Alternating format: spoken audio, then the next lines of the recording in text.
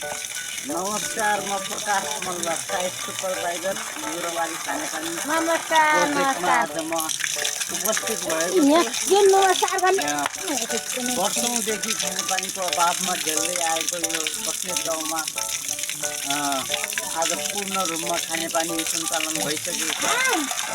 WFP-द्वारा सञ्चालित एक घर एक धारा खानेपानी प्रोजेक्टमा जुन यो कार्यक्रम अन्तर्गत यहाँ चाहिँ 122 धारा सञ्चालन आयोजना गरेको थियो। त्यो 22 धारा पूर्ण रूपमा सञ्चालन भएको छ।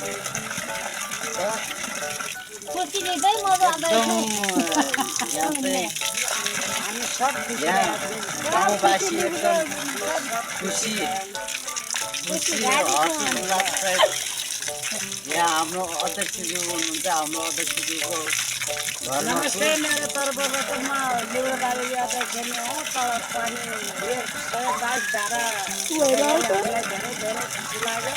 हाम्रो पढादेखि सर पनि हाम्रो साथसाथै हिँड्नुभयो। साथसाथै छिटो छिटो अब गरौँ भन्न अब जताततै हिँड्नुभयो। मान्छे धन्यवाद, मान्छे धेरै धेरै धन्यवाद जुत्ता जानुभयो। जता कतै हिँड्दै अब हामीलाई छिटो छिटो गराउँदै हामीलाई पानी छैन। अहिले हामीलाई खुसी लाग्छ। धेरै धेरै धन्यवाद छ।